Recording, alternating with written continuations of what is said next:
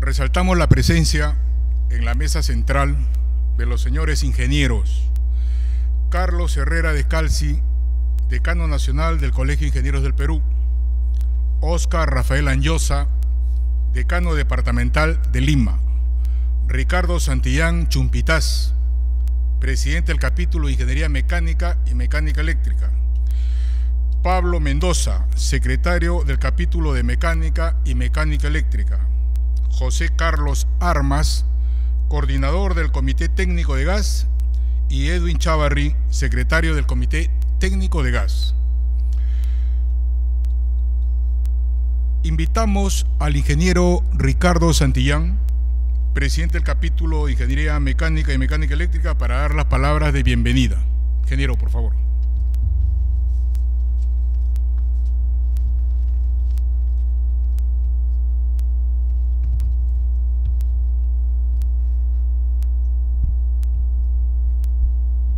Buenas noches, colegas. En primer lugar, las palabras de bienvenida al ingeniero Carlos Herrera Descalzi, decano nacional del Colegio de Ingenieros del Perú, por hacer inaugurar la conferencia que da inicio a este ciclo de conferencias sobre el tema desarrollo del gas natural en el Perú.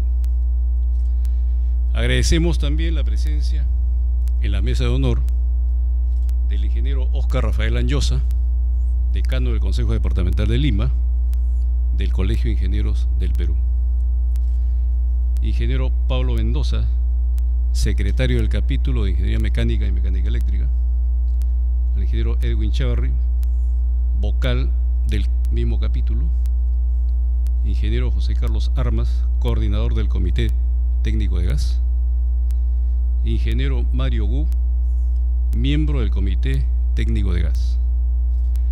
Igualmente representante de los diferentes capítulos del Consejo Departamental de Lima que nos acompañan, a todos los miembros de la orden y público en general. En esta oportunidad tengo el grato honor de dar las palabras de bienvenida de este magno evento para inaugurar el ciclo de conferencias magistrales, gracias, denominado El gas como fuente de desarrollo en el Perú, el cual consta de 8 exposiciones. El primero de ellos se va a dar hoy día con el tema Panorama del gas, a cargo de nuestro decano nacional del Colegio de Ingenieros, ingeniero Carlos Herrera Descalzi. Y asimismo quiero anunciarles las próximas conferencias que se van a desarrollar en las fechas que son las siguientes. El miércoles 20 de febrero, la conferencia estará a cargo del ingeniero César Gutiérrez Peña. El lunes 4 de marzo, a cargo del ingeniero Edwin Quintanilla Acosta, por confirmar. El lunes 18 de marzo, a cargo del ingeniero Óscar Rafael Anyosa. Asimismo, les quiero informar que el capítulo de Ingeniería Mecánica y Mecánica Eléctrica está realizando un programa de actividades entre los cuales se mencionan los siguientes. Primero, la formación de 4 comités técnicos, los cuales son el Comité Técnico de Gas, Comité Técnico de Energías Renovables, Comité Técnico de Planificación Energética y el Comité Técnico de Calderas. Como segunda actividad, la organización del 20º Conimera 2013, el cual se va a desarrollar entre el 18 y el 21 de junio en las instalaciones de Inictel. El tema a desarrollar en el Conimera es energía y tecnología para el desarrollo sostenible. Igualmente, la tercera actividad que vamos a desarrollar es el primer Congreso Nacional de Eficiencia Energética y Energías Renovables, que hemos considerado las fechas apropiadas del lunes 21 al viernes 25 de octubre del presente año, el cual consta o constará de una exposición de los diferentes trabajos de los primeros puestos del concurso de eficiencia energética, conferencias tecnológicas de auspiciadores, conferencias magistrales internacionales y académicas, y asimismo una feria con expositores nacionales e internacionales. Bien, estas son las actividades principales que tiene a cargo el presente año el capítulo de mecánica y mecánica eléctrica. Asimismo, les quiero informar de que terminando el CONIMERA en junio, el próximo COPIMERA que se va a desarrollar en la ciudad de Santa Cruz, Bolivia, precisamente los trabajos ganadores del concurso del CONIMERA, probablemente van a ir seguramente un grupo que ya lo estaremos anunciando próximamente a este COPIMERA 2013. Muchas gracias.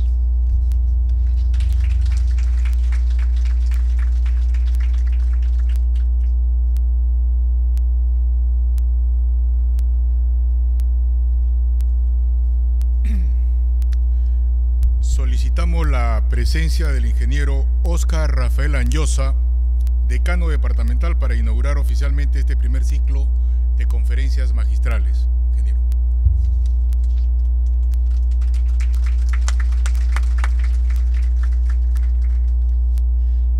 Muy buenas noches.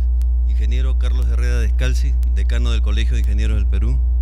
Ingeniero Ricardo Santillán, presidente del capítulo de Ingeniería Mecánica y Mecánica Eléctrica.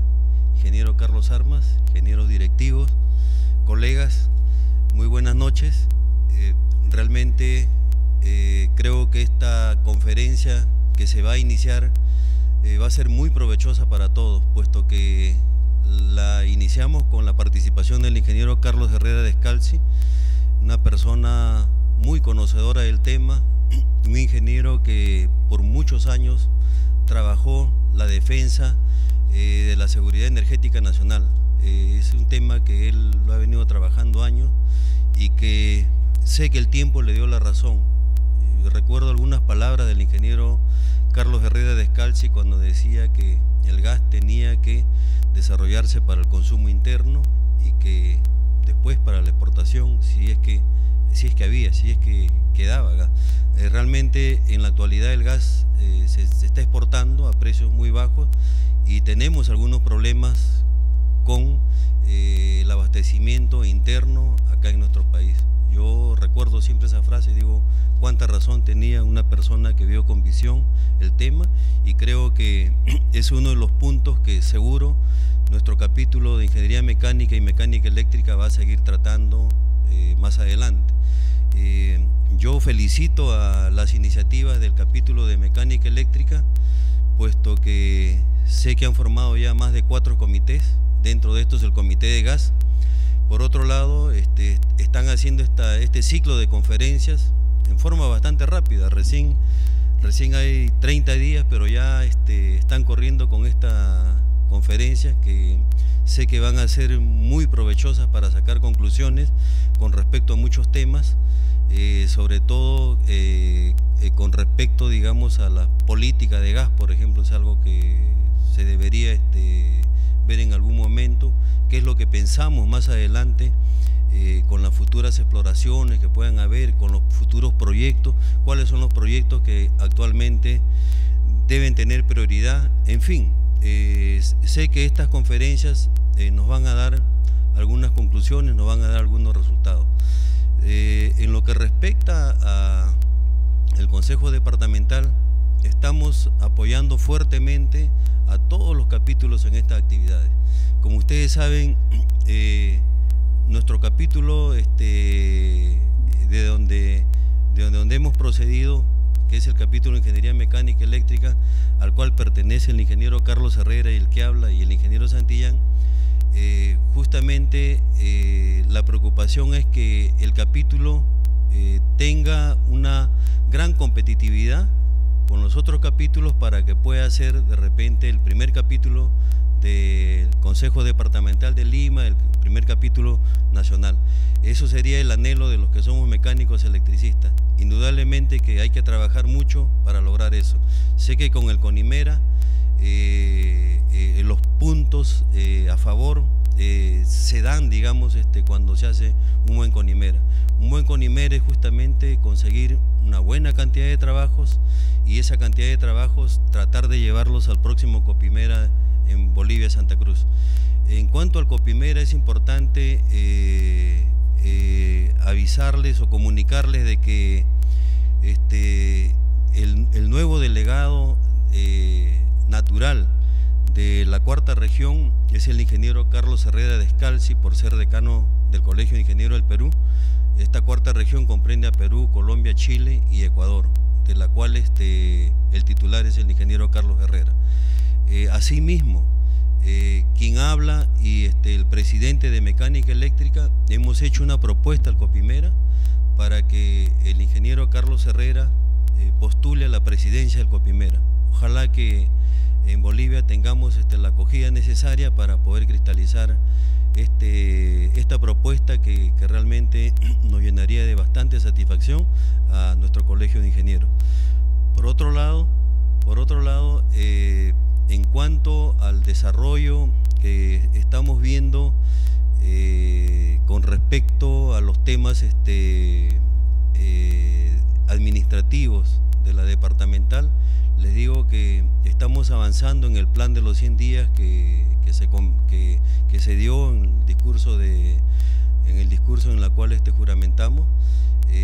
Por lo pronto tenemos ya un trabajo en lo que es defensa profesional. Estamos avanzando en la reforma del sistema informático, que es un punto muy débil que tenemos, y es más, hemos declarado en reestructuración las comisiones de peritaje y arbitraje por diferentes motivos o fallas que hemos encontrado y las cuales vamos a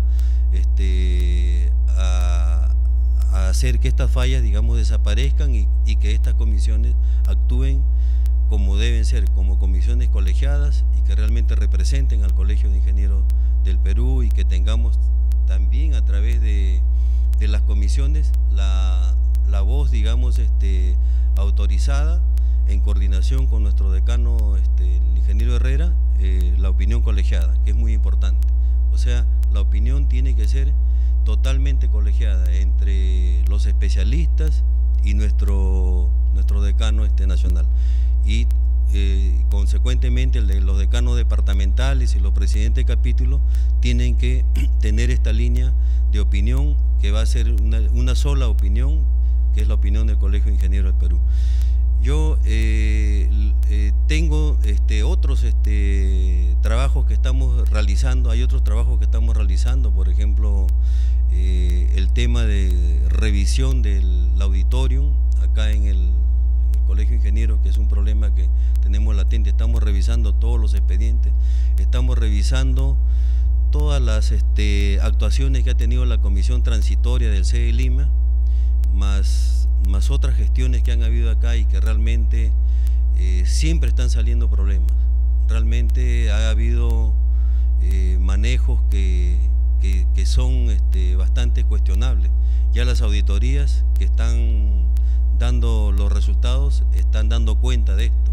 Nosotros en nuestro Consejo Nacional y en nuestra Asamblea Departamental vamos a dar cuenta de las irregularidades que han habido y también de cómo estamos saliendo adelante con todos estos problemas. Lo cierto es de que problemas administrativos y problemas de diversa índole contable y financiera lo han habido, y hay que actualizarlos y hay que regularizarlos, porque definitivamente un consejo departamental como el de Lima, tan grande, tiene que funcionar ordenadamente, con una muy buena contabilidad, con una muy buena auditoría y con funcionarios también responsables de las áreas en que trabajan, ¿no? Entonces, esa es la parte fuerte en la que estamos trabajando en estos momentos, sin descuidar, digamos, la capacitación, que es la parte fundamental de los capítulos. Los capítulos están respondiendo, el capítulo de minas, el capítulo de mecánica eléctrica, se viene el Congreso de Metalúrgica. Entonces hay una actividad constante de los capítulos, y en este sentido nosotros siempre vamos a estar en una muy buena coordinación con el ingeniero Herrera, o sea, con el Consejo Nacional, con la finalidad de poder de repente apoyarnos con las faltas de auditorium, ya sea por falta que necesiten ellos, necesitemos nosotros. Si necesitamos equipos, los pediremos a la Nacional o los prestaremos también, pero vamos a trabajar así en una forma muy cercana, muy unida, de tal manera que ojalá que algún proyecto como el mismo auditorio podamos concretarlo de la mano con nuestro decano nacional. Bueno, para no cansarlos un tanto, declaro inaugurado, digamos, este seminario de conferencias de gas, el cual es muy importante y creo que nos va a dar muy buenas conclusiones, y en el cual también tengo bueno, la participación, creo que es el 28 de marzo. Les agradezco. Muchísimas gracias. Hasta luego. Muy buenas noches. Señor ingeniero Oscar Rafael Lanyosa, decano del Consejo Departamental de Lima. Señor ingeniero Ricardo Santillán, presidente del CIME. Señores miembros de la mesa de honor, señoras, señores. Es para mí un honor tener la oportunidad de inaugurar este ciclo de conferencias que en esta ocasión ha sido organizado por el CIME y que coincido con los que me han precedido en el uso de la palabra de que va a ser muy importante para la institución. El Colegio de Ingenieros tiene una obligación hacia la nación, hacia el país. Tiene la obligación de orientar la opinión en los aspectos técnicos y profesionales que competen a la especialidad. Y quien tiene algo que decir, quien tiene algo que proponer, puede hacer algo. Si no tenemos algo que decir o no tenemos algo que proponer, no es mucho lo que podemos hacer. Cuando se mira la profesión de ingeniería hacia futuro, este siglo se caracteriza por un enorme crecimiento de la ciencia y de la tecnología. Es una tendencia que viene ya desde el siglo pasado, y la ciencia y la tecnología son parte de la cultura humana, son parte de la cultura, que exigen un lenguaje más profundo, más preciso, a veces más sofisticado, difícil de entender, y que puede ser una barrera de comunicación. No significa que no hayan temas muy importantes para una sociedad que caigan dentro de lo que corresponde a ciencia y tecnología, y que sean temas que son manejados por científicos, por técnicos, por ingenieros, etcétera, y sobre los que una nación necesita tomar determinaciones que impactan en su futuro, y esas determinaciones requieren tener un conocimiento del tema, requieren tener una orientación del tema. Entonces el Colegio de Ingenieros se esforzará en poder tocar temas de su competencia, de interés nacional, sobre los que espera contribuir a formar una opinión respecto a lo que le interesa al país. Felicito pues por eso al CIME y a los organizadores de este ciclo de conferencias por el esfuerzo que están haciendo para contribuir al logro de esos objetivos. Al mismo tiempo, el Colegio de Ingenieros, lo he dicho varias veces, es una sola institución. Está administrativamente dividido en un Consejo Nacional y 28 consejos departamentales, pero aún así no deja de ser una sola institución. Formalmente, legalmente, registralmente es una sola institución que tiene presencia en todo el territorio nacional y que necesita integrar el territorio nacional. Entonces, estamos haciendo un segundo esfuerzo, que es que conferencias como esta, sobre todo en el futuro, van a poder ser escuchadas en varios puntos de la República donde existan sedes del Colegio de Ingenieros, en una forma interactiva, de tal manera que quienes estén escuchando en esos lugares puedan seguir lo que se haya dicho y puedan también participar en los debates, en las preguntas, en las emisiones de opinión. Todo esto lo hacemos con la idea de integrar. Hay muchas reformas que tenemos que hacer en la institución mirando al futuro. Sin embargo, no significa que haya que detener lo que se tiene en el presente. O sea, avanzamos como hemos hecho siempre en distintos años y tratando de innovar y de adecuar las cosas hacia el futuro. En este marco es que me invitaron a tocar un tema sobre el gas natural y como me explicaron cuál era el objetivo del ciclo de conferencias, creí que quizás lo más adecuado era tener la visión panorámica, expresar por lo menos mi visión panorámica sobre el tema. Y una de las formas de hacerlo es mirar en la historia. Entonces, busqué entre mis recuerdos y entre mis archivos cómo se veía el tema 40 años atrás, 10 años atrás, un año atrás, y quería tocar también el tema ambiental que está en el punto 4 y finalmente quizás el tema de hoy más importante vinculado al gas, que es el gasoducto del sur. 40 años atrás.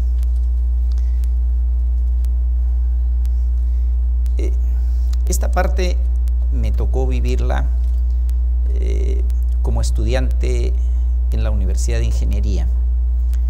Les hablo de los años 60,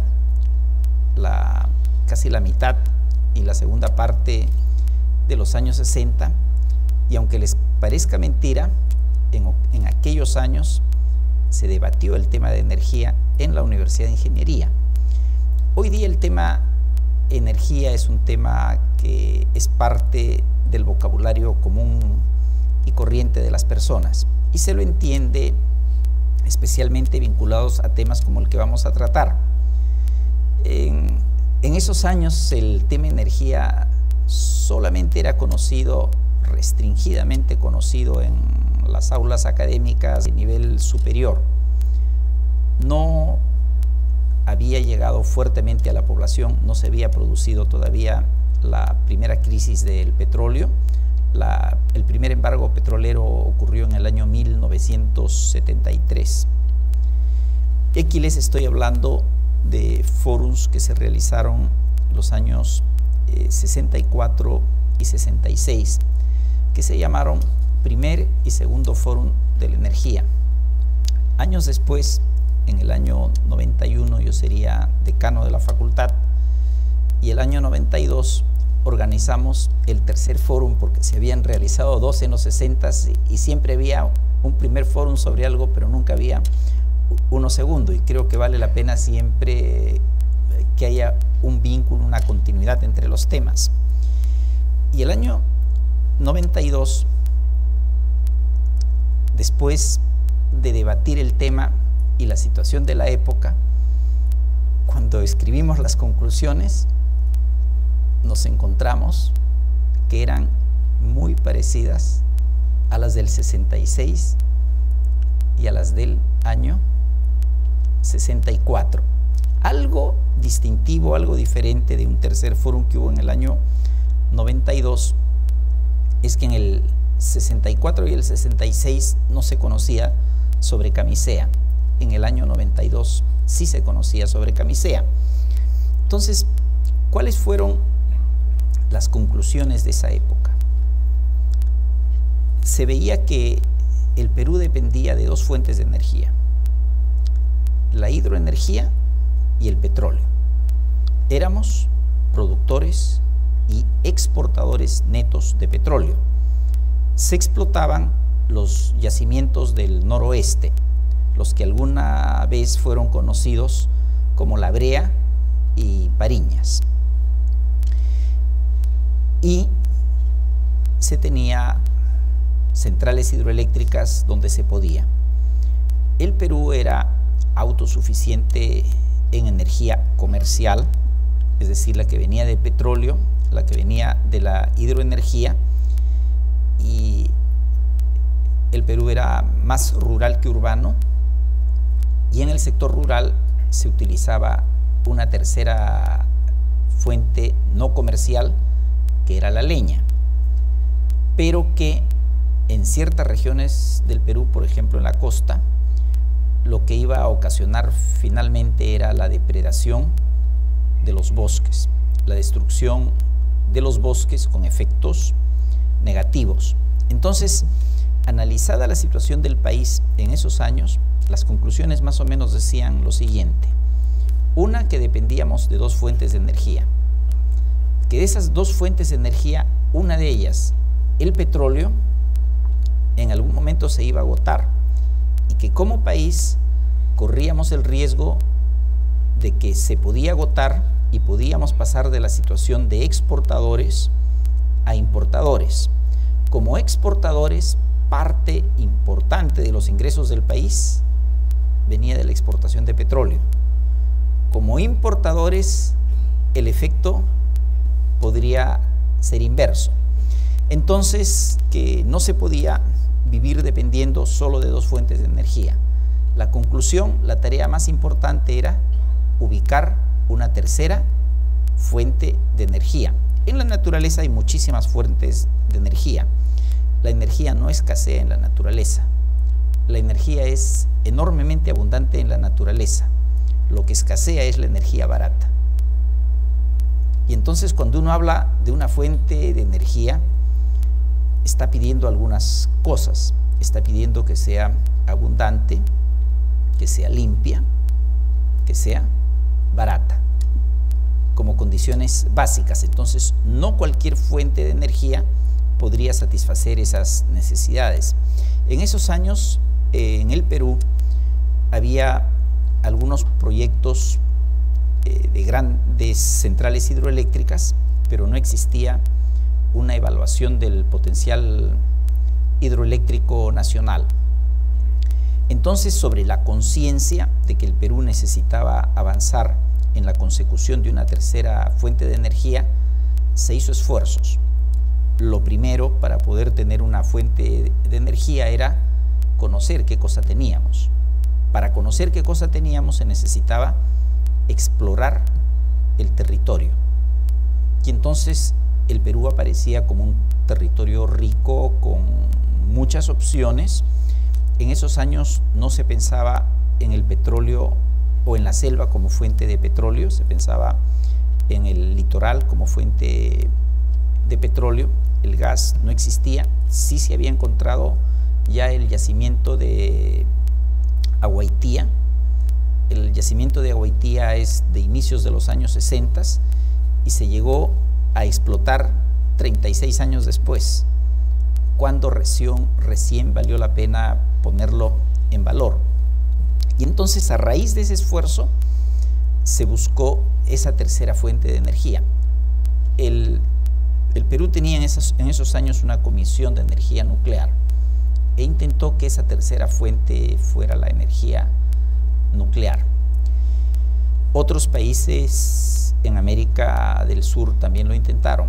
Argentina logró, nosotros no.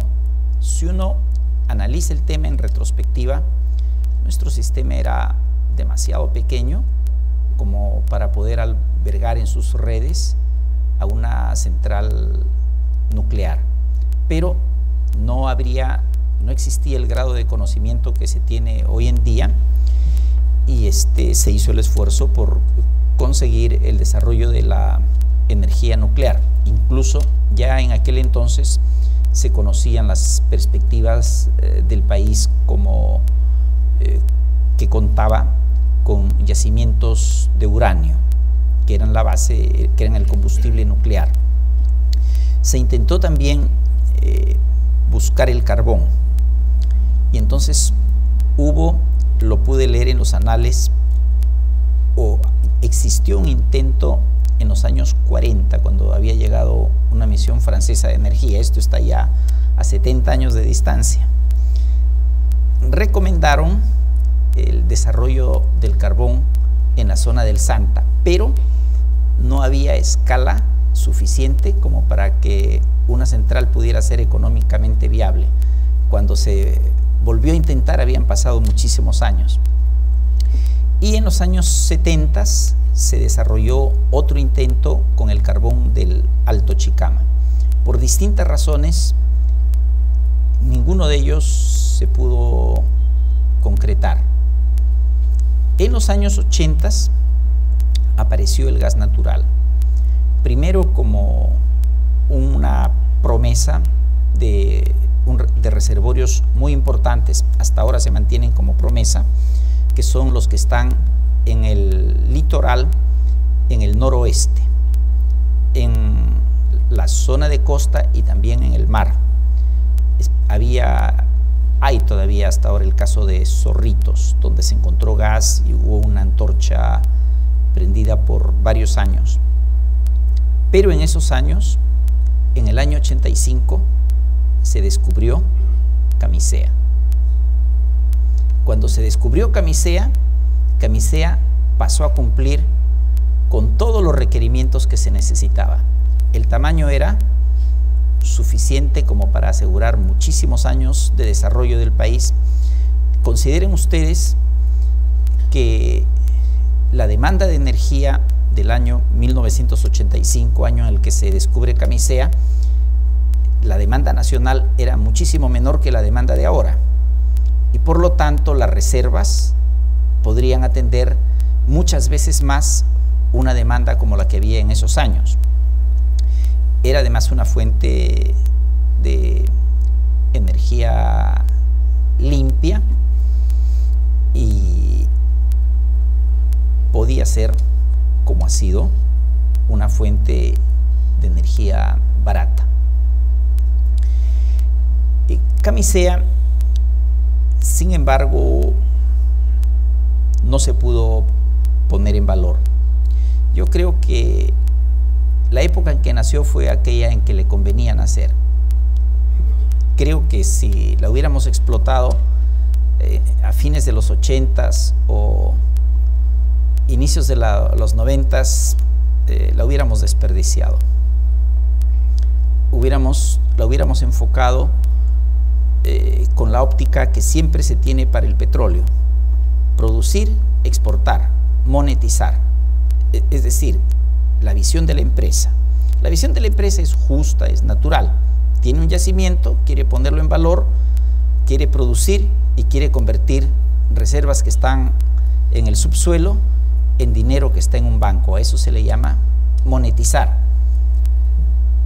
El interés de una nación no es el mismo.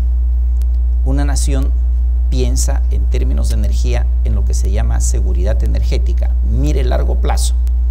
Entonces, no se trata de producir alocadamente, se trata de ver cómo un recurso natural puede satisfacer necesidades fundamentales de una nación por los plazos más largos posibles. Y eso siempre debería producir un conflicto de intereses entre uno y otro y debería terminar en una negociación, como pasó con Camisea, y aunque el verbo no existe, como despasó con Camisea después, donde los intereses primaron, los particulares primaron sobre los nacionales, ¿no? Entonces, vamos a la siguiente. Ahora vamos a un periodo no tan lejano, 10 años atrás. Las figuras que van a ver vienen del año del 2003, ahí está la fecha, el 7 de mayo del 2003, y pertenecen a una presentación de un seminario auspiciado por la Embajada de Francia en aquel momento, y este tema es la presentación de alguien que vino de Francia y en ese seminario explicó la política energética francesa. Encontré muchos temas interesantes, para ellos fueron 10 años atrás, pero muchos de ellos son actuales para nosotros y creo que mirarlos.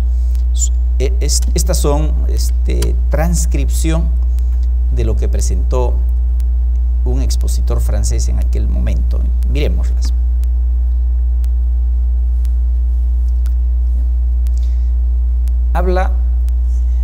Es la visión de Francia, ¿no?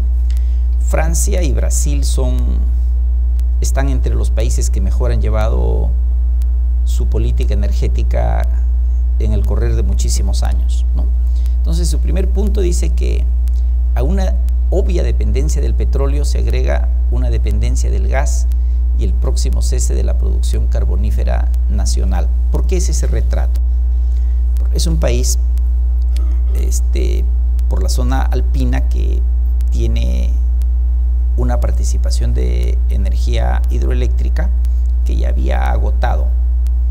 Entonces, los siguientes pasos iban a las energías fósiles.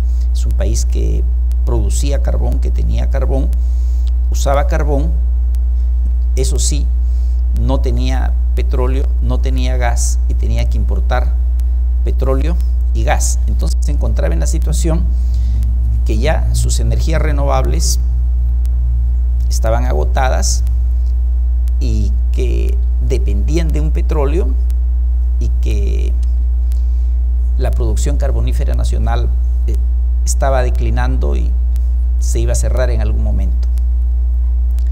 Entonces, los problemas que tenían que enfrentar, etcétera, etcétera. Está el panorama, y es un panorama no muy distante del que nosotros tenemos hoy en día. Nosotros, 10 años atrás, o 13 años atrás, en el año 2000, 2001, al cambiar el siglo, recuerdo que hice un balance de cuál era energéticamente la situación del Perú. Al Perú no le faltaba energía.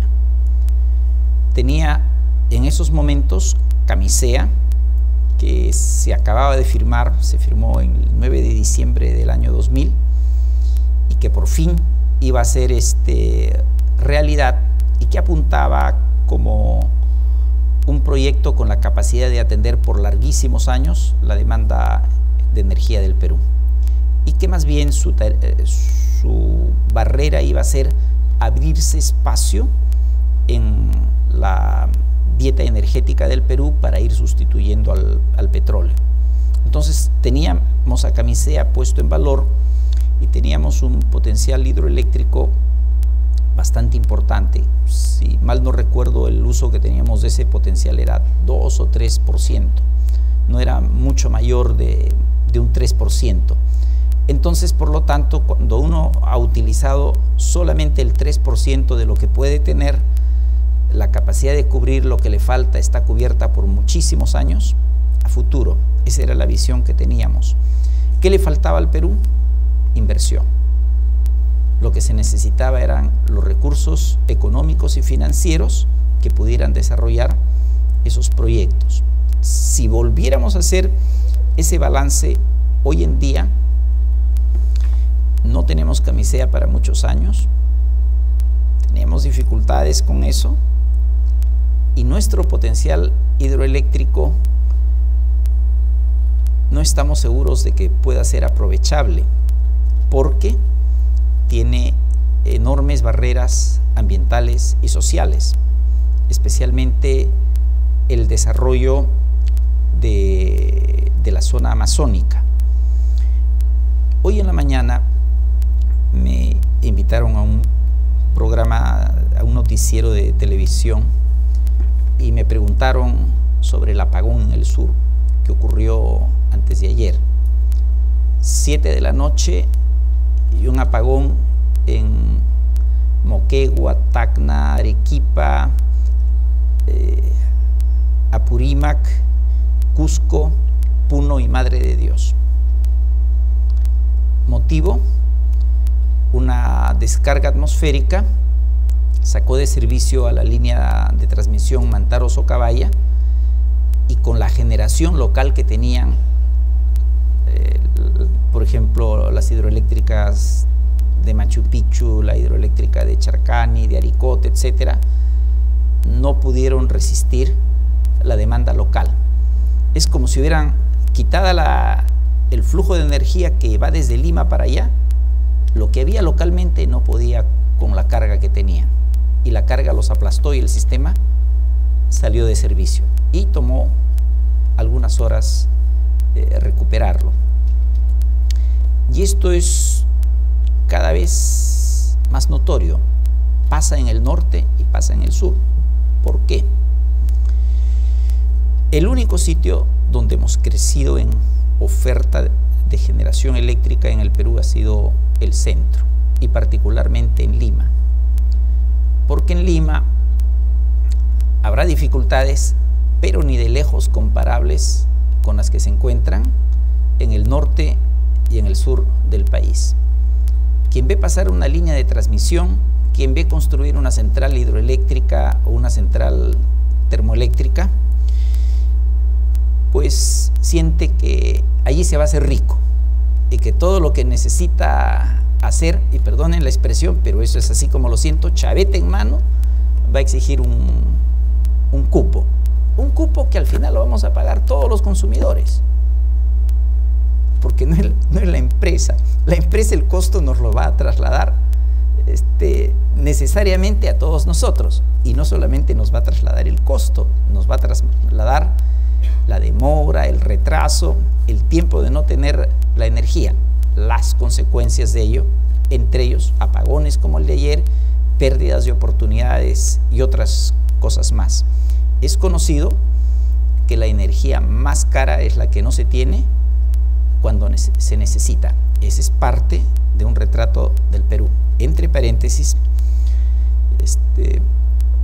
ayer dimos respuesta con opinión del Colegio de Ingenieros a una carta llegada del Congreso sobre una ley de expropiación de terrenos para infraestructura y zonas de seguridad para el país.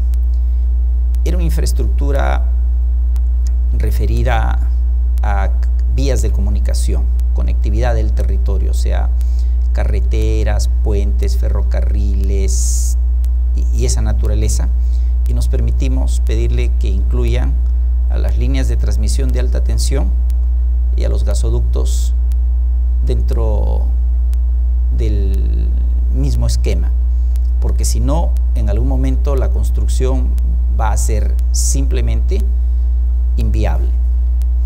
Entonces, como país, mirando lo que está allá, nuestras fuentes de energía no están seguras. Una de ellas, porque en gas, en cifras, exportamos una cantidad de gas que es, si la convirtiéramos en energía eléctrica, sería el equivalente a más de todo lo que consumimos a nivel nacional como energía eléctrica. Es decir, hay un chorro de gas que se va para afuera, que lleva una cantidad que en energía eléctrica es equivalente a más de los 5.000 megawatts de máxima demanda que tiene el país. Y nosotros estamos con preocupaciones: ¿qué pasará después de 3 años o de 4 años? ¿Tendremos lo suficiente? ¿Estamos con las justas? ¿Llegaremos a tiempo con las obras? Y en proyectos hidroeléctricos, casos Inambari, Paquitzapango, varios proyectos de la selva y proyectos que están en la zona andina, incluyendo proyectos como Majes, son proyectos que están detenidos por el conflicto social, sin que desde lejos por lo menos aparezca como que alguien está moviendo siquiera un dedo para tratar de resolver el problema. Parece que estuvieran allí esperando que el tiempo por sí solo los resuelva, cosa que va a ser difícil que suceda. Siguiente. Los objetivos de la política energética en Francia, si ustedes los leen, se parecen muchísimos a los nuestros. Recién en este gobierno, y a raíz del gasoducto del sur, y usándolo como estandarte para colocar el gasoducto de la petroquímica del sur, no tiene nada que ver la petroquímica con la seguridad energética, se ha hablado de la seguridad energética. ¿Cuál es el sentido de la seguridad energética? No lo que pasó hace 2 días en el sur. El sentido de la seguridad energética es lo que pasó con el petróleo en el año 1973 o en el año 1980. En el año 73 yo terminaba mi posgrado en Alemania y había ya terminado mi último examen y salí en una vuelta por Europa. Había comprado un automóvil y salí una vuelta por Europa, y es el momento en que llegó el embargo petrolero, entonces escaseaba el combustible, los precios subieron, mucha gente retornó a las bicicletas cívicamente como una forma de contribuir a su país. Al año siguiente, acá en el Perú, la forma en que le hicimos frente fue con las calcomanías. Entonces salieron una calcomanía celeste, otra roja, y no me acuerdo si la tercera era blanca, que se pegaban en el parabrisas delantero del automóvil y que permitían circular por varios días, de tal manera que era a buen ojo de policía que viera si alguien estaba circulando con una calcomanía que no correspondía al día que tenía permiso. Entonces iba a pasar la historia que ya todos conocen en esos casos, ¿no? También los precios subieron fuertemente. A nosotros como país nos tocó en un muy mal momento.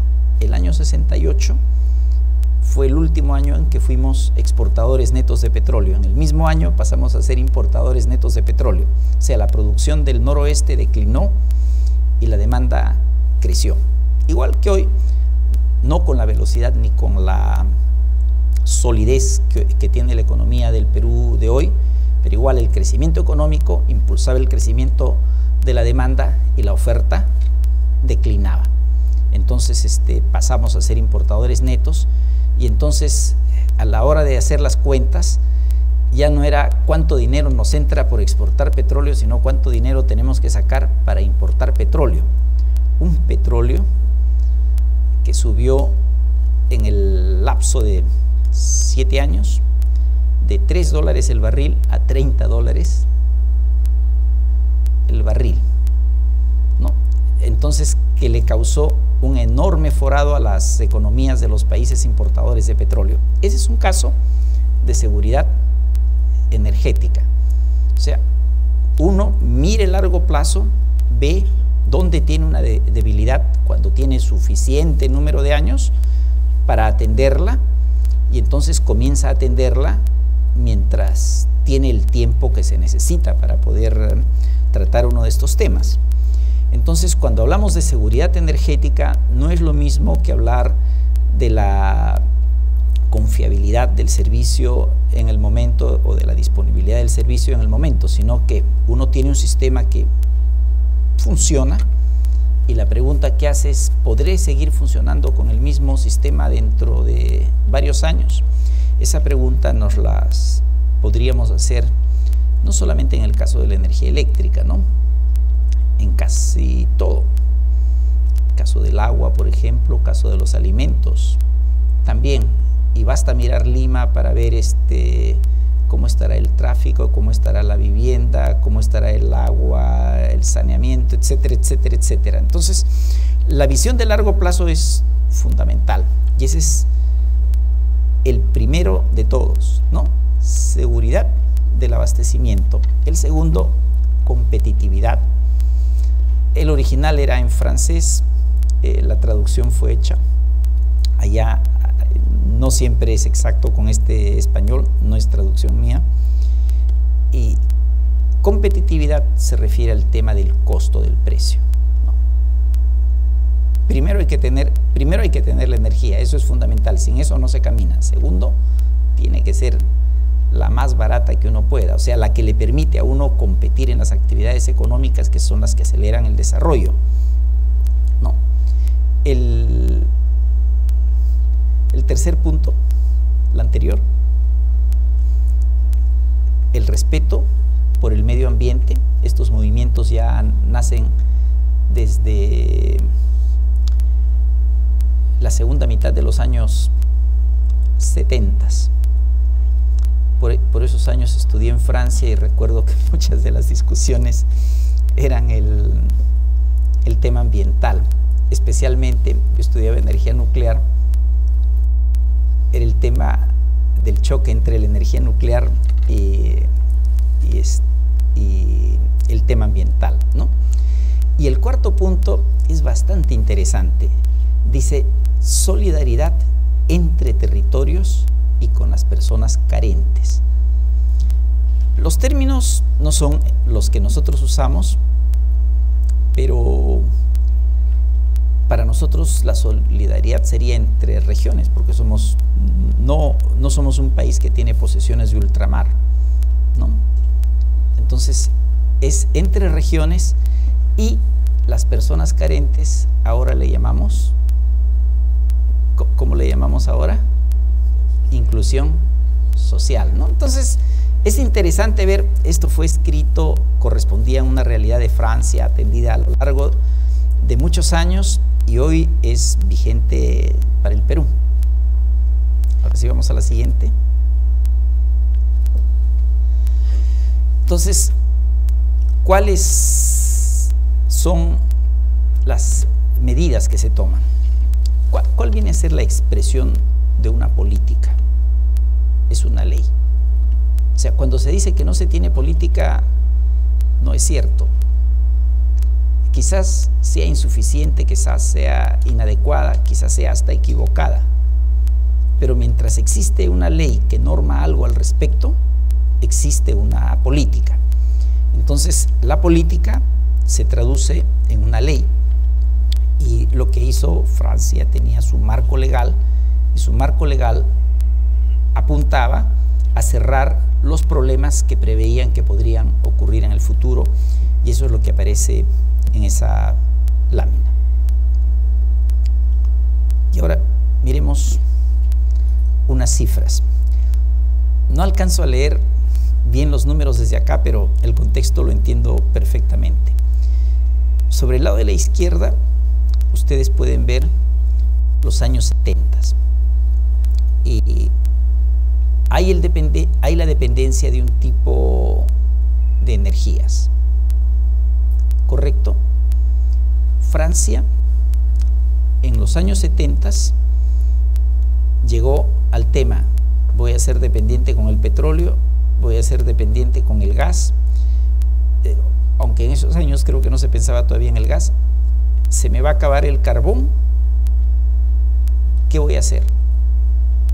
¿Cuál es la fortaleza del país? Su tecnología. Entonces optó por la solución tecnológica, la energía nuclear, con una frase que recuerdo de los años que estudié allá: todo eléctrico, todo nuclear, o al revés, todo nuclear y todo eléctrico. Y miren el resultado, es la zona en celeste. Entonces uno nota en ese correr del tiempo un resultado. ¿Por qué puse esta figura? Porque recordé otra, no está acá, pero otra que me pareció muy vinculada al tema, que tiene que ver qué le pasó al Perú después del año 2004, cuando apareció Camisea. Entonces, las cifras se las voy a decir casi de memoria. En el año 2004, poco antes de que entrara en servicio Camisea, la participación de la hidroenergía era más o menos el 85%. En capacidad instalada era mitad térmica, mitad hidráulica, pero en producción de energía, como la energía tiene la prioridad, 85% hidráulica y el 15% restante térmica. Camisea iba a sustituir a esa parte térmica, la parte especialmente de petróleo, había una parte también de carbón y algo de gas, en ese 15%. Y el gas en esos momentos competía, ¿no? Porque no estaban seguros los despachos de las centrales de gas de Aguaitía y de Talara. Entre las dos tenían que disputar el ser despachadas en el sistema. Y ahora con la llegada de Camisea parecía que la situación iba a ser todavía muchísimo peor. Haciendo el retrato, año 2012. En el 2012 es, si mal no recuerdo, 54% hidráulica, o sea, el 85% se redujo a 54%, y el 15% térmica se levantó hasta 46%. En energía, en potencia es más 55 a 60% térmica y el resto hidráulica. Es decir, al país le ha ocurrido en el tema de energía algo semejante a lo que vemos allí. O sea, ¿qué terminó haciendo Camisea? Terminó no sustituyendo directamente a la energía hidráulica que se producía, pero sí en el crecimiento. A quien terminó sustituyendo fue a la energía hidroeléctrica del país, por la necesidad de querer monetizar rápidamente el tema de gas, cuando los líquidos eran suficientes para pagar el negocio.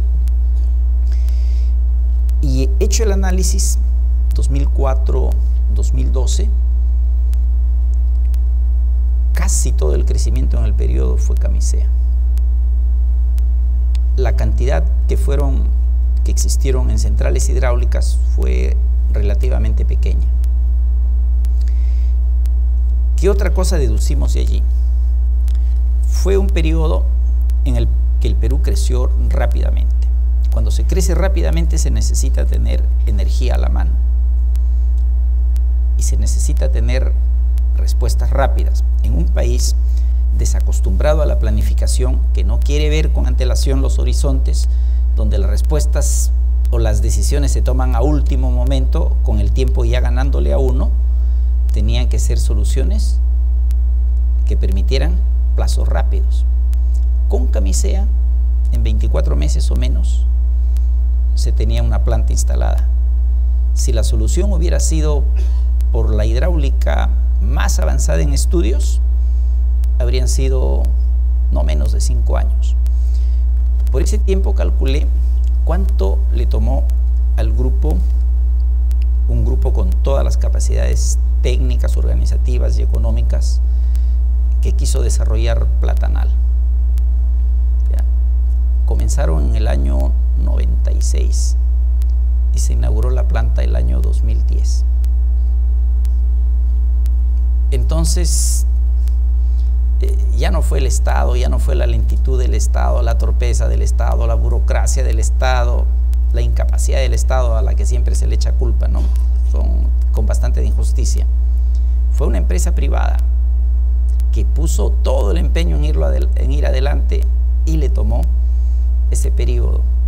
Por esos años, me acuerdo la primera vez que estuve en el ministerio, en el año 2000, para impulsar los proyectos hidroeléctricos, primero quitamos la prohibición de construir hidroeléctricas que se hizo para darle paso a Camisea, y segundo llamé a todos aquellos a los que les habían rechazado el proyecto para que hicieran la petición y darles la concesión de los proyectos. Entre ellos estaba Cheves. Se espera que el próximo año entre en operación la primera unidad de Cheves. O sea, Cheves comenzó también por el 96. Y no hablo de la historia de Electroperú porque si no me remonto hasta el año 80. No, comenzó por ahí en el 96 y recién estará el próximo año. Eso es historia. La historia nos tiene que enseñar. Uno puede hacer un hermoso cronograma sobre el papel y decir que en 24 meses sacó el gas. La historia nos va a decir que no es así y hay que tener cuidado con los plazos. Esta curva marca otro de los temas que era importante para la gente de Francia cuando analizaba y presentaba su sector y sus logros. Es la independencia energética. Entonces, la necesidad de independencia energética, de contar con lo propio, de no tener que depender de lo de afuera, era bastante importante. Y uno de los logros en ese camino fue incrementar importantemente su independencia energética. De alguna forma, la seguridad energética está vinculada a esa independencia energética. Lo que está dentro de nuestro territorio lo podemos controlar. Lo que no está dentro de nuestro territorio no lo podemos controlar, a menos que puntos suspensivos. Pasamos. Aquí habla sobre las experiencias respecto al gas natural vehicular. Cuenta que tenían 6.000 vehículos y que en esos momentos a nivel del mundo habían 2 millones de vehículos. Si uno tiene 6.000 y en el mundo tiene 2 millones, uno no existe en el mundo, es muy pequeñito. Pero no obstante, el esfuerzo importante en el gas natural vehicular, uno de los temas que está hoy día en discusión. Pasamos, les voy a mostrar una figura también sobre eso. Bueno, y la historia de lo que hicieron. Periodo 46-98. 46 es terminada la Segunda Guerra Mundial, ¿no es cierto? 98 es apenas un par de años antes del cambio de milenio, ¿no? Entonces, ¿cuál fue, qué cosa lo que se hizo? Nacionalización de la producción, del transporte, de la distribución, de la importación del gas. Ley del 8 de abril de 1946. La gestión se concedió a Gas de France, tarifas controladas y una serie de medidas que, si ustedes las ven, se parecen muchas a las que tuvimos nosotros, no en el año 46, sino hacia el borde del 2000. Pasamos. La regulación en el sector gasífero, y ahí van a encontrar cosas que sí son medidas que en el Perú se tomaron casi paralelamente, incluso antes, porque el Perú tuvo que preparar todo un marco legal para Camisea. Entonces el Perú, el marco legal lo prepara más o menos en el año 1998. En Francia es en los primeros años del 2000. Pasamos.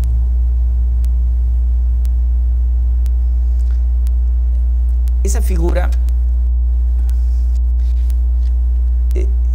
si uno se pregunta cuáles son los países más desarrollados del mundo, los que tienen mayores niveles de vida, creo que uno piensa en los Estados Unidos de América y en Europa, ¿no? Y los países del Asia. Si uno ve los Estados Unidos de Norteamérica, sabe que la costa del este tiene más desarrollo que la costa del oeste. Y como esta es una foto nocturna, es una foto no de ahora, sino de 10 años atrás, no hay una cierta similitud entre el grado de iluminación que aparece ahí y el grado de desarrollo que tienen los países. No. Eso indica el vínculo fuerte que hay entre el desarrollo y la capacidad de contar con energía.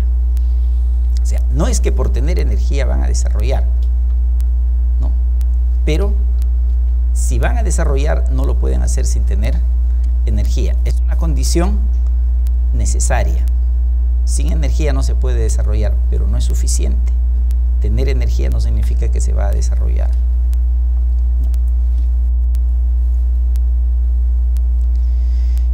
Esta es una vieja lámina de Petroperú de la segunda mitad de los 80s,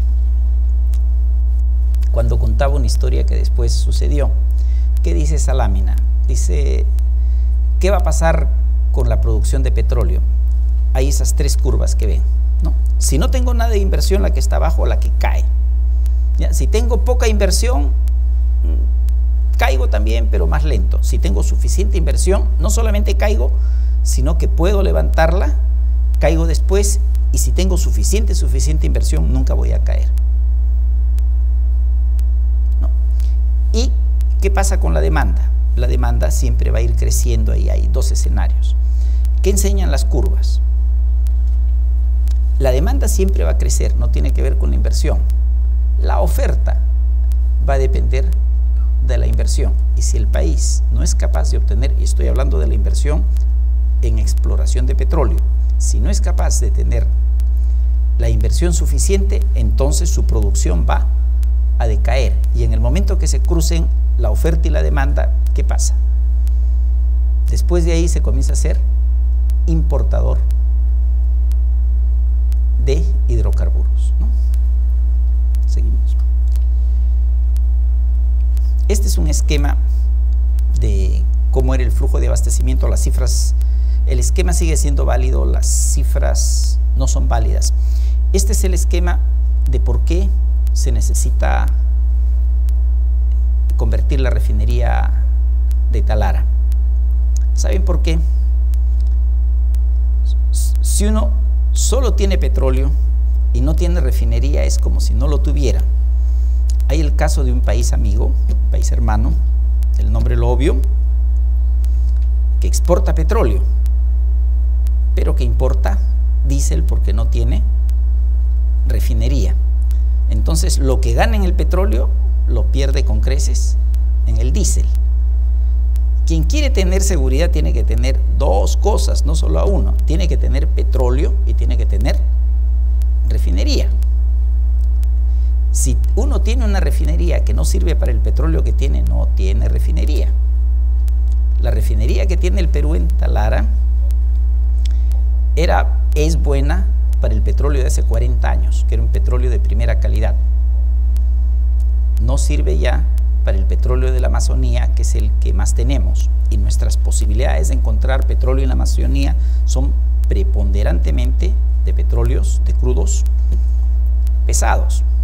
Y si queremos tener seguridad energética, a los automóviles no se les echa petróleo, se les echa gasolina, y para eso el petróleo tiene que pasar por una refinería que lo pueda hacer, igualito con el diésel, etcétera, etcétera. Esas son las razones por las cuales se tiene que ver el tema de la refinería. Es un tema que me gustaría que el colegio pueda discutir también en el ámbito técnico. Le correspondería sobre todo a los consejos departamentales del norte, y estoy más que seguro que Lima les va a dar un apoyo muy importante. Entonces, ¿cuál fue la razón de Camisea? Es esa: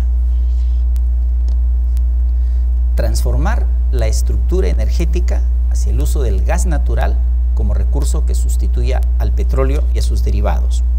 Aquí les quiero tocar el caso del GLP, gas licuado de petróleo.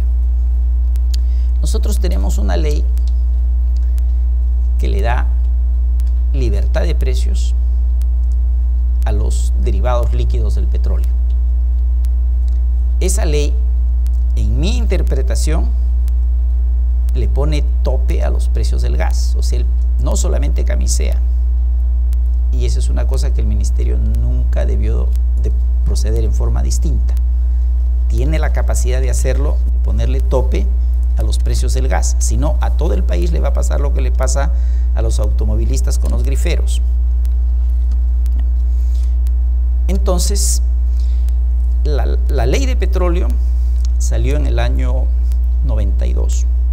¿Cuál era el Perú del año 92?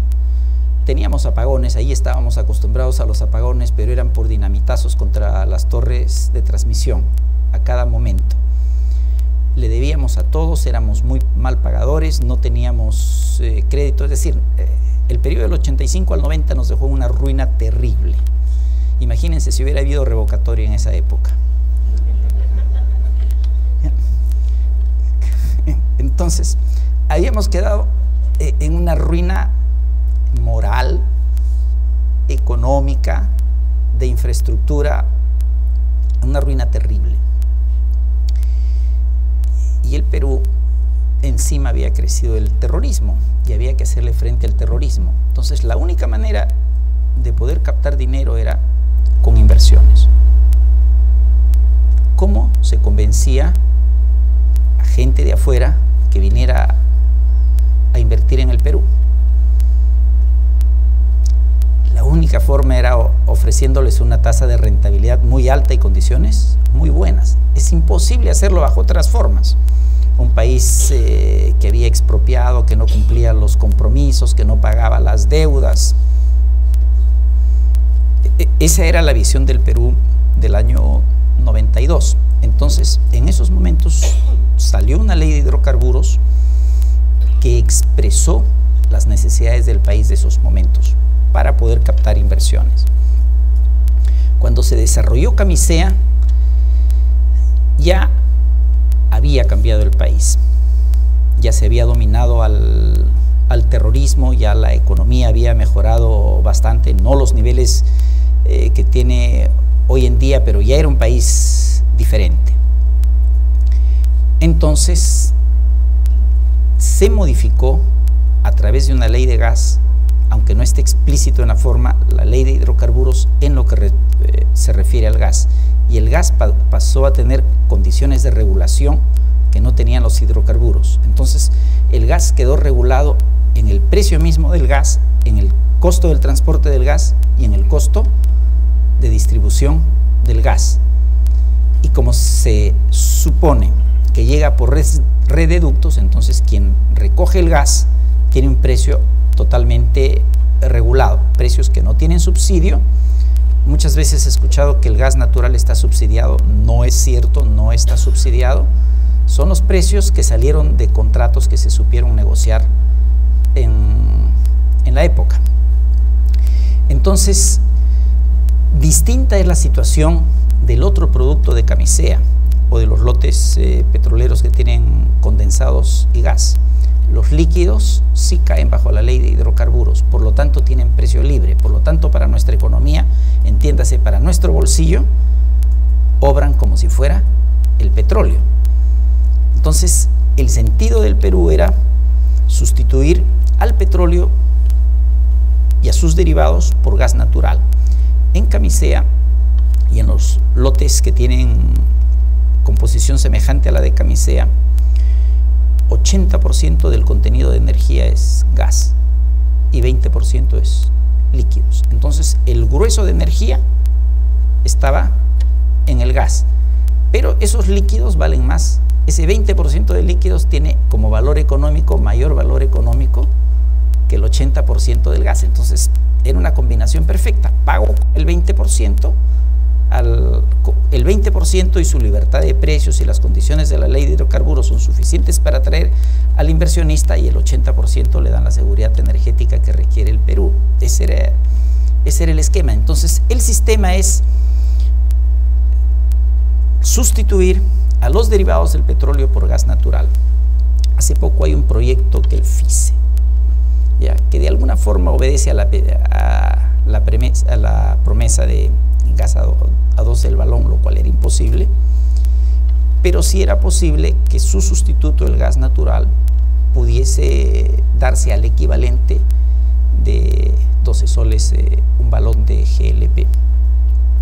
Pero ¿qué cosa estamos haciendo? Estamos yendo a las zonas en la zona de Cusco, por ejemplo, a las zonas rurales, y les estamos dando un vale para que compren balones de gas. ¿A quiénes? A gente que cocina en base a leña.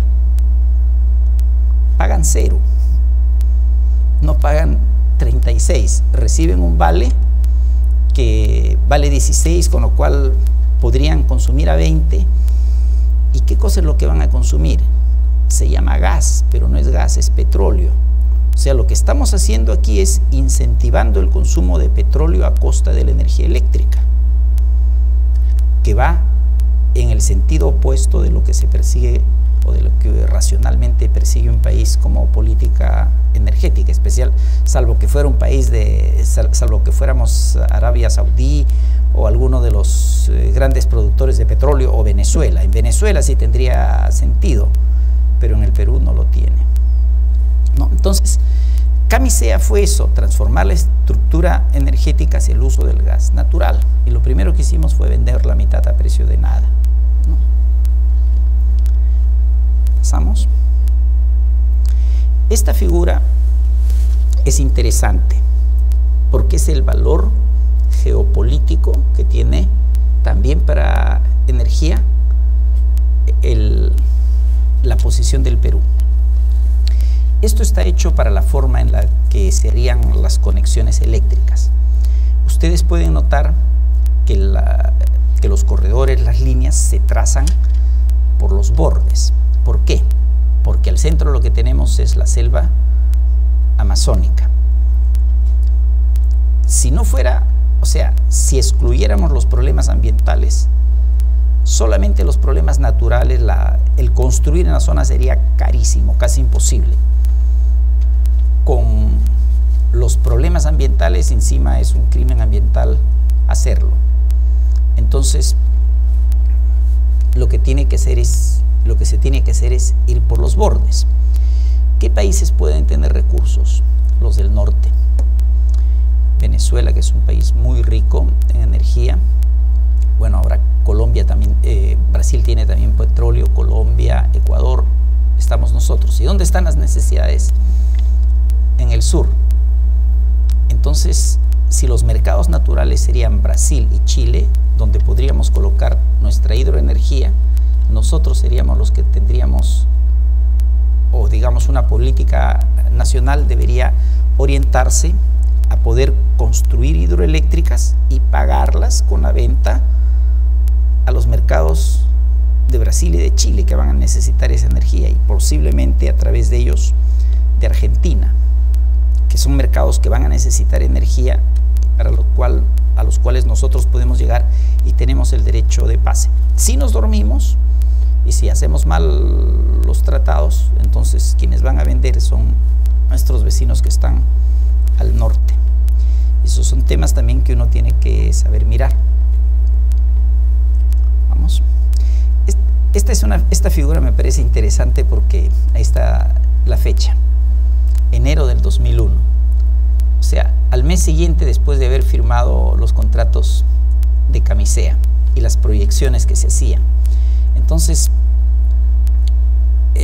uno de los clientes más importantes que siempre debió tener Camisea fue el transporte.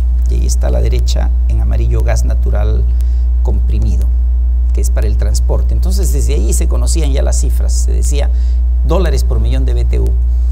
¿Cuánto debería costar la gasolina? 20.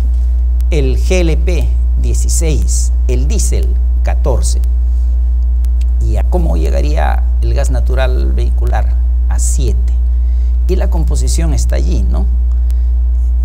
1.2 de IGB, 2.1 que sería el margen del grifero, 0.1 la distribución, y no alcanzo a leer desde acá los otros dos, el transporte, 1.6 y 1.5 creo, ¿correcto?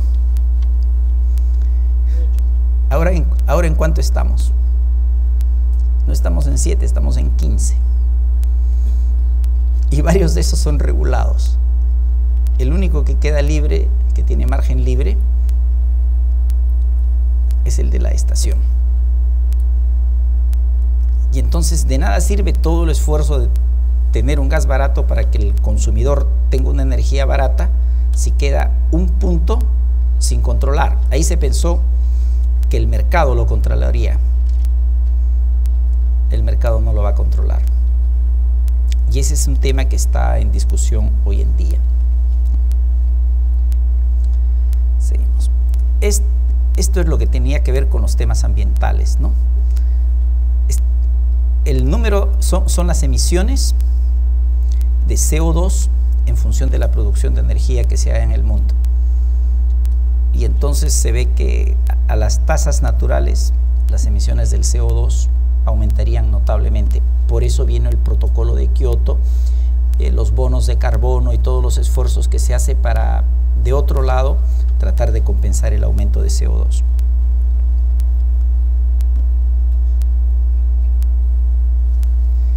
Esta era la filosofía de los 80s, 90s, ¿no? De cómo se hacía con el problema de la contaminación. Chimeneas más altas.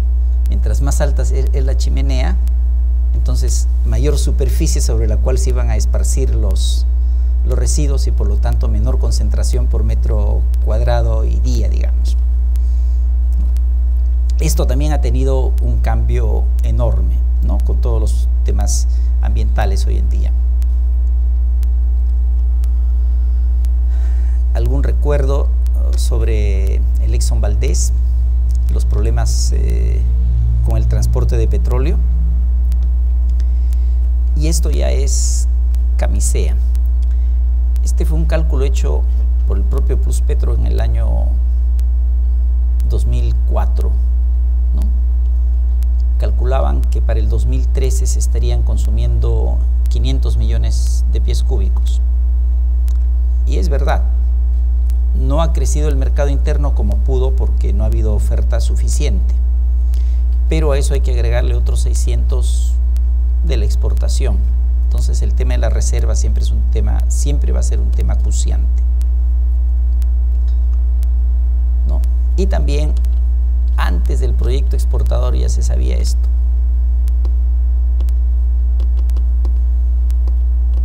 Que no había, con los dos yacimientos dedicados al mercado interno, no había suficiente para los 40 años que dice el contrato. Pasamos.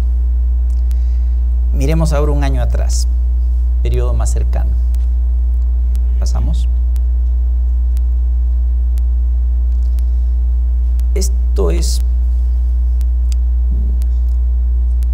julio, más o menos inicios de julio del año pasado, julio del 2012, que decíamos que se iba a concretar el gasoducto del sur con la inversión privada. Abajo está la placa de inauguración del proyecto y todas las esperanzas de que esto se iba a poder concretar.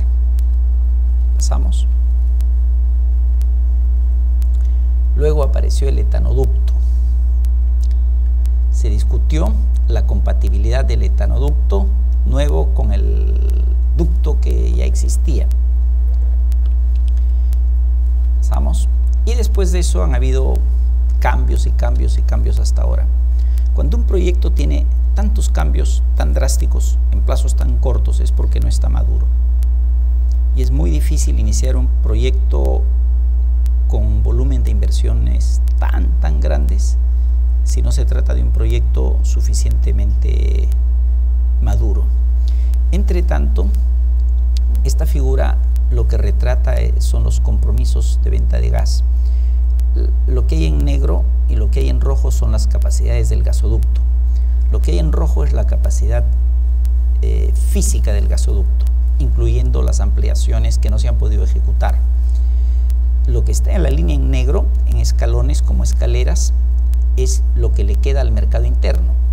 El tema es que según los contratos, lo que tenía el mercado interno era la parte de arriba, según la modificación de los contratos, y estos son en el periodo 2006 a 2011, no en el periodo anterior al 2006. En ese periodo los contratos hicieron que la línea de escalones en rojo se convirtiera en la línea en escalones en negro. Las áreas que hay allí son las necesidades de los contratos firmados en dos tipos. Contratos firmes, o sea, con transporte garantizado, y contratos también no garantizado. Lo que dice la figura claramente es que hay un montón de demanda que no tiene transporte.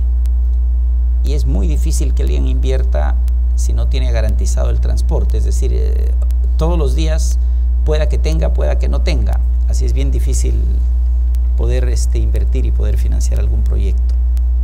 Pasamos.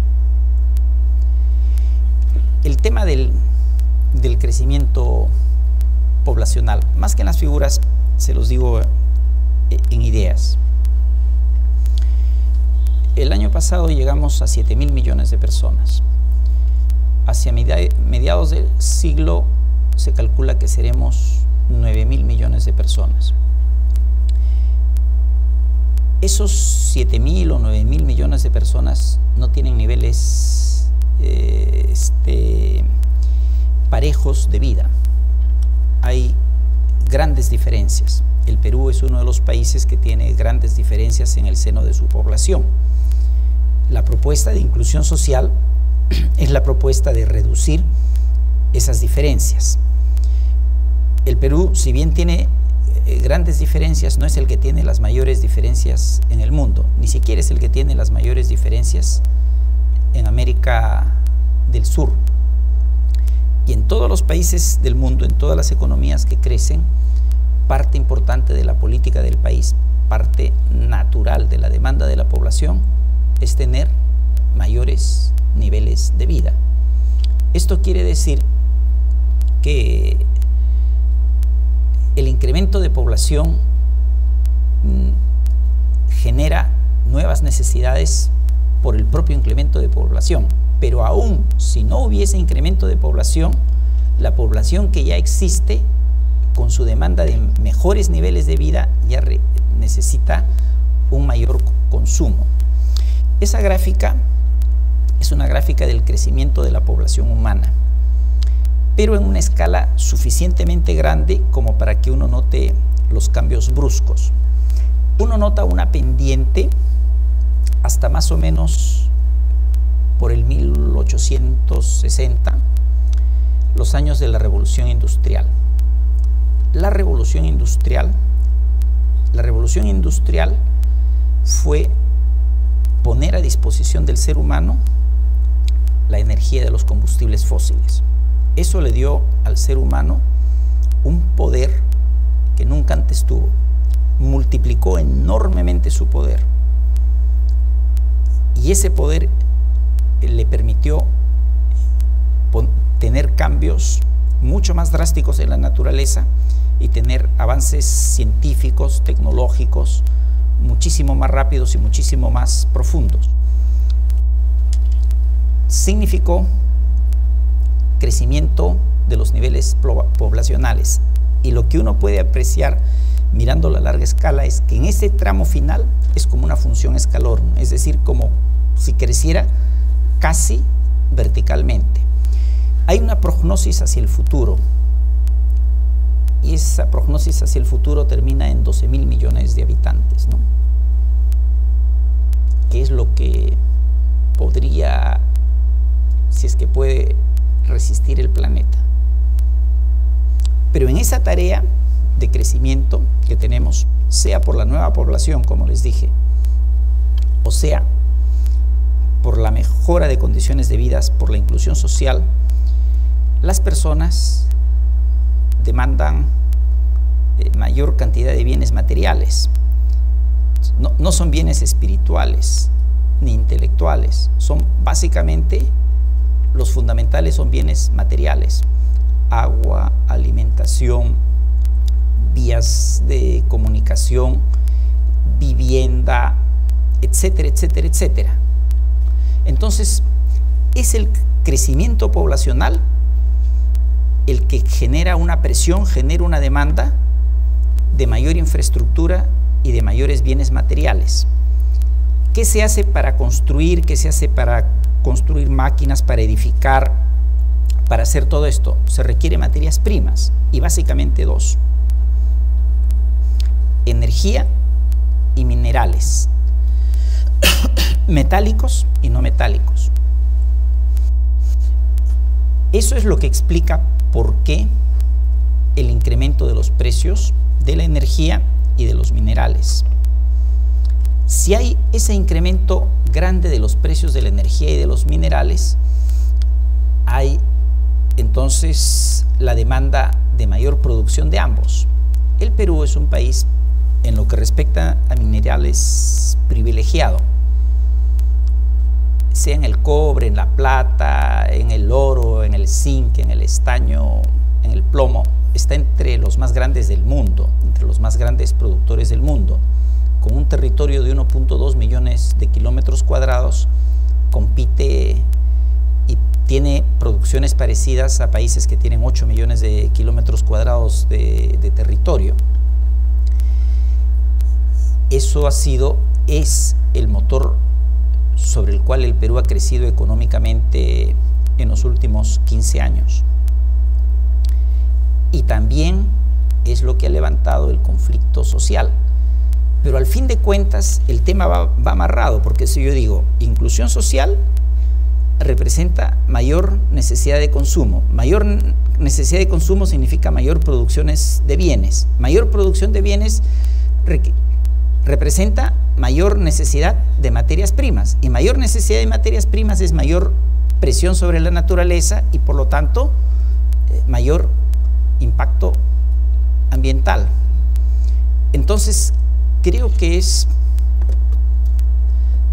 aquí me imagino al avestruz hundiendo la cabeza en un hueco bajo tierra para no ver el panorama, pero ese es el panorama. O sea, tenemos necesidad de ser consistentes con eso. No se puede querer uno y no querer lo otro. Una parte está vinculada a la otra, y creo que en la sociedad peruana no existe conciencia del tema. Entonces, calculamos que podemos crecer en la misma forma, que podemos satisfacer necesidad en la misma forma, pero no presionar a la naturaleza. Y hay poblaciones que no están dispuestas a esperar tanto. Cuando uno viaja por ejemplo, el departamento de San Martín, entiendo que también Amazonas, son muchísimos los casos de poblaciones que han bajado de las alturas de las zonas andinas, llegan, talan los árboles, queman, usan el terreno para una cosecha, otra no da más y siguen talando y siguen destruyendo. Quien más daña a la naturaleza es la pobreza. Es duro el tema, es difícil de admitir. La naturaleza es nuestra vida. El tema ambiental no es un tema simple de economía, es un tema de supervivencia de la especie humana. Es tan importante, es tan profundo como supervivencia de la especie humana. Pero el que lo presiona es la cantidad de población. Entonces, la cantidad de población humana ha ido desplazando de sus hábitats a otros seres vivos. Y naturalmente que eso va a alterar y está alterando el equilibrio ecológico del planeta, es decir, el equilibrio que debe haber entre las proporciones de las especies. Los técnicos, los científicos, los ingenieros tienen la tarea, igual que en la época de Malthus, de multiplicar la producción, de multiplicar los recursos para hacer que el país y que el planeta todavía siga siendo habitable. Pero estamos en una encrucijada y por lo menos si queremos resolver los problemas deberíamos partir por tener conciencia sobre ellos. Ese era el crecimiento de la población. Pasamos. Pero, la anterior. Pero ese es el crecimiento de la demanda de las personas. La figura lo que ilustra es que una parte es de la demanda. Esto es para el caso de energía, pero es válido para cualquier producto, es válido para agua, para alimentos, para todo lo que necesite el ser humano. Una parte es en función del número, pero la otra parte es en función del consumo per cápita, porque es el consumo per cápita el que marca los niveles de vida. No sé si ustedes saben que en el Perú la punta de energía eléctrica, la hora punta de energía eléctrica se produce más o menos entre las 6 de la tarde y las 7 de la noche, ¿no? Y hay unas horas de punta que son desde las 18 hasta las 23. Y siempre había una puntita pequeña que era más o menos a las 12 del día.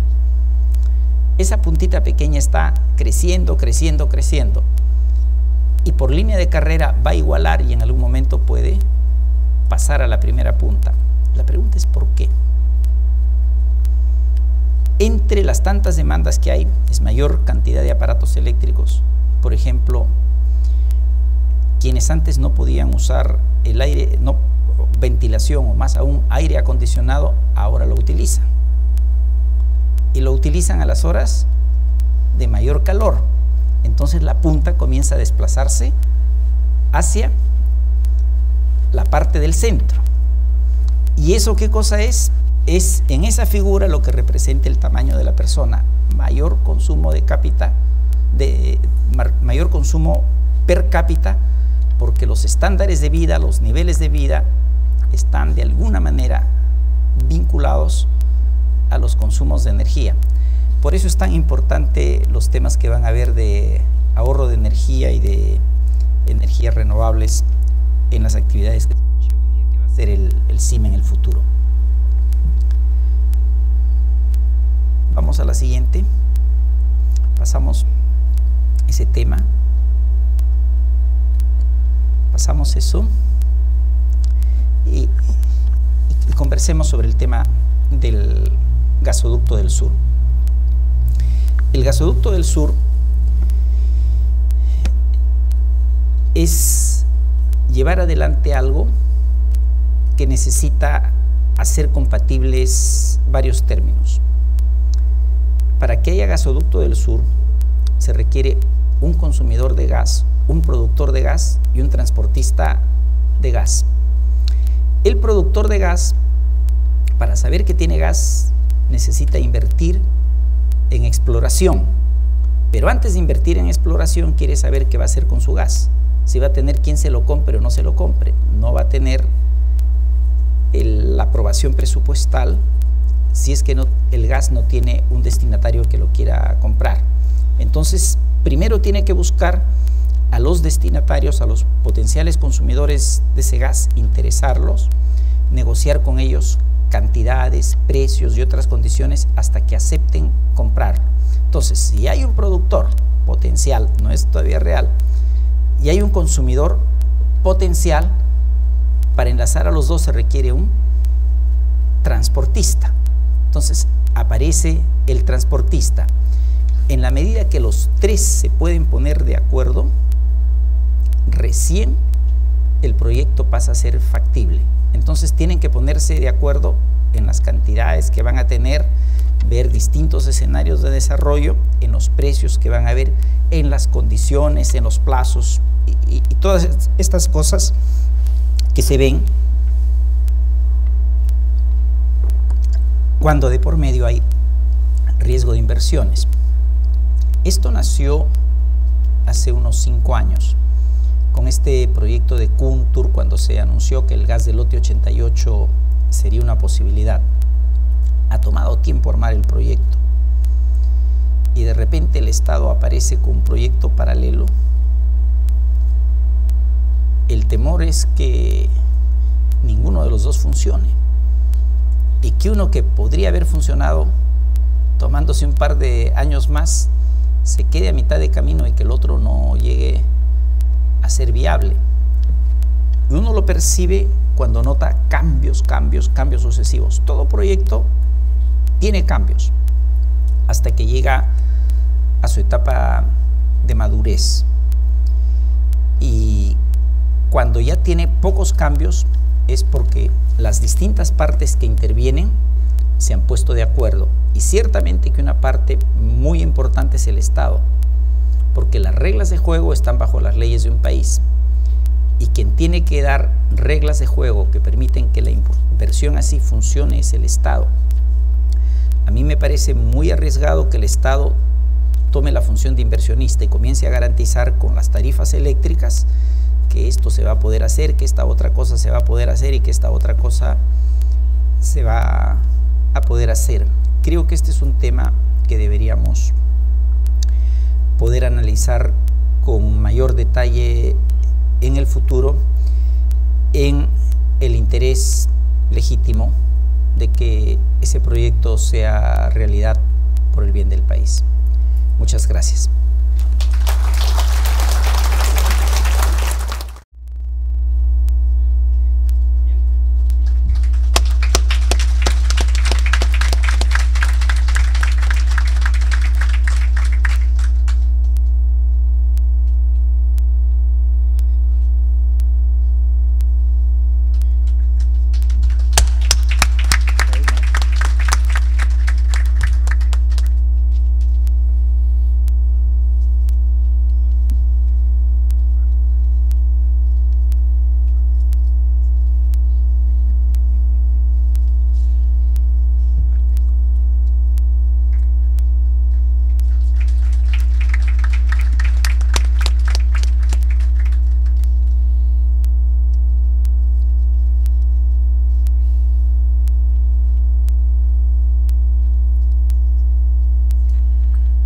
Finalmente, invitamos al ingeniero José Carlos Armas, coordinador del Comité Técnico de Gas, para clausurar el evento.